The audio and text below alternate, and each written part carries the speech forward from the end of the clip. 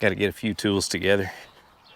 And this is a little project that I'm not overly excited about because we're a little bit sad. What a week. I have been on vacation this week, but it has not been a vacation. And we have lots going on around here.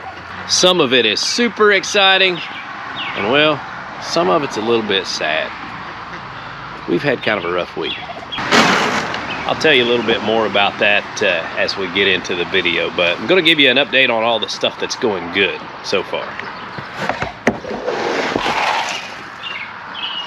Hey Angus, oh, about time to fill the feed barrel again. Fall in there head first.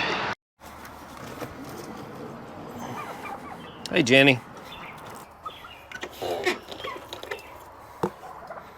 What you doing, girl?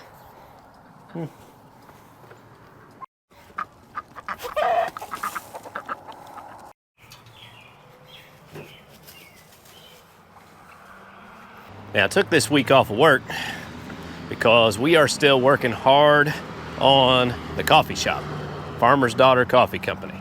And we've gotten a lot done. We've been working on this coffee shop for, oh man, close to 3 months. And we are hoping to open in about 3 weeks. And I don't know that we're gonna make that date because, you know, we're at the mercy of plumbers and electricians and everybody else getting their stuff done too. And a lot of what I have to do ends up having to wait on them, which is frustrating for me because, you know, I only have a limited amount of time to get in there and get to work. Took this week of vacation based on when they told me they would be done, and that didn't work out.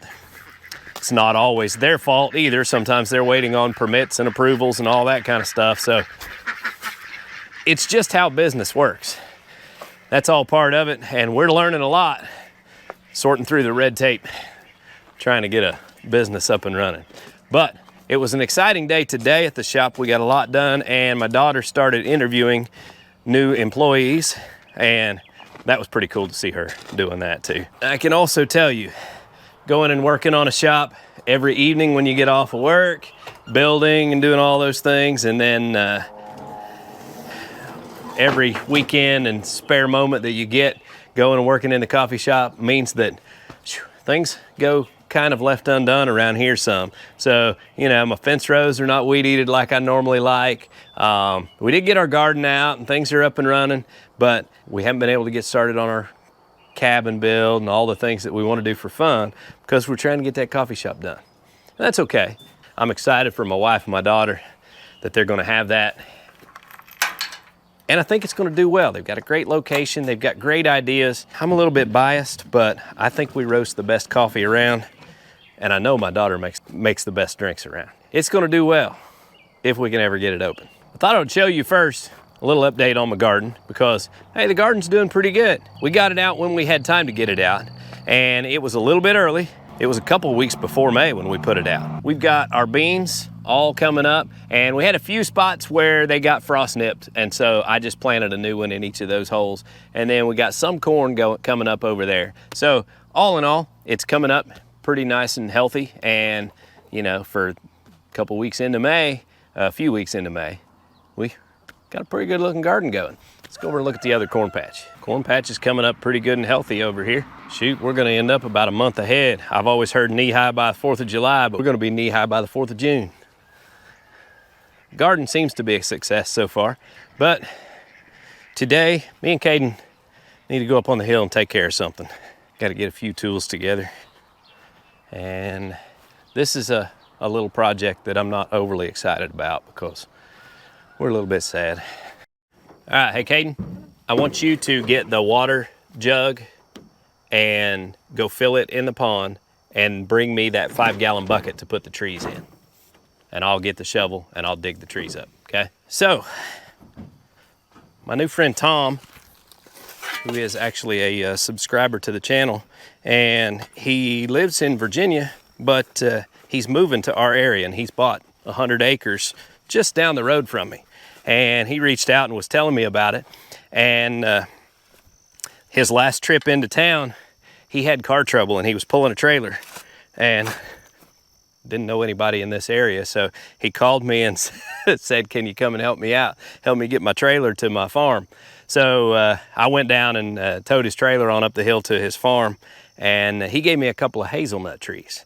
And Caden and I came up here to the pond and planted these trees here. We just kind of picked a spot out here in the field and planted them. But we kind of have a reason that we decided we want them in a different location. So we're gonna dig them up and put them in a bucket and take them to another spot. And don't laugh at my short-handled shovel here, but I actually broke the other shovel up here. So this is the one I've got up here.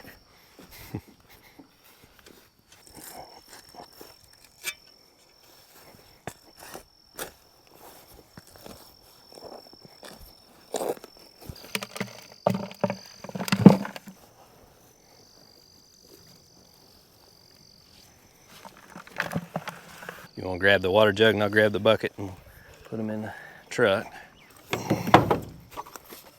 Go grab the shovel. You need a belt? You about to lose your britches? Yeah.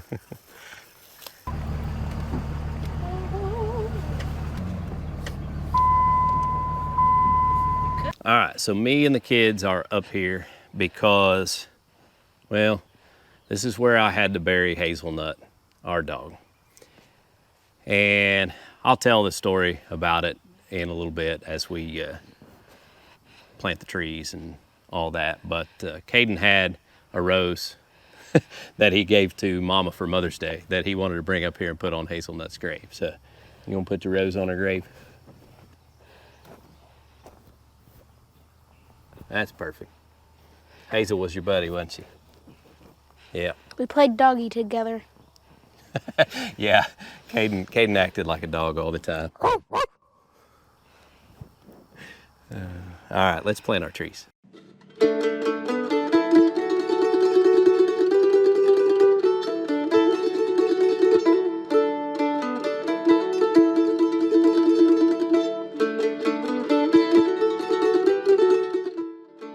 Get the water jug and just put about half of that on there and then save the other half for the other one. That'd be good. On Wednesday morning, Jana got up about 5:15, 5:30, like she always does, and she let Hazel out, like she always does, to use the bathroom. And Hazel's always been really good about never going near the road. I mean, follow me to the mailbox and stop at the edge of the driveway, wait for me to get the mail, and come back across. Never an issue. But on Wednesday morning, I guess there must have been an animal in the yard or something that she wanted to chase.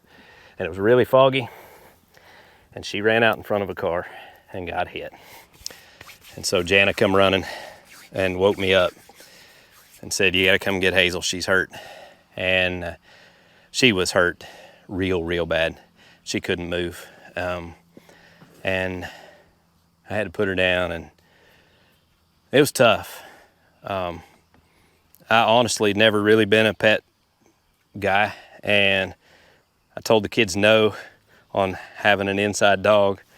And one particular day they caught me in the right mood and found a Bernedoodle that they said they couldn't live without, and so I said okay. And man, she really was the best dog I've ever seen. She was, you know, trained and never had accidents in the house. She was always so friendly, great with Caden. He can try anyone's patience, but especially dogs, because he's just so wild and rough. But she was always good to him. And so, yeah, it was tough, and we're gonna miss her. But we thought, since we had these hazelnut trees, and her name was Hazelnut, that it seemed fitting that we should plant them over here where we buried her. And so we've moved the trees over here, and we'll get some stakes and put in here, and I may put some cages around them to block them from the deer so they don't get eaten. But I think it's kind of a fitting goodbye.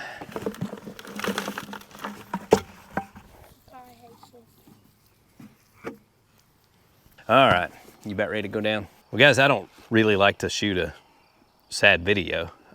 And overall, things are going good here. But, you know, you have sad days. That's just kind of the way this world works. And we've shared our dog on here before, and we kind of wanted to let y'all know what happened and say goodbye to her. I had the worst day Wednesday because I also didn't get my milkshake from Bear Arms. Yeah, that's rough, isn't it? Less rough than the dog dying. All right, guys, we hope you enjoyed today's video and hearing about our updates, and we appreciate y'all watching. Y'all have a good day.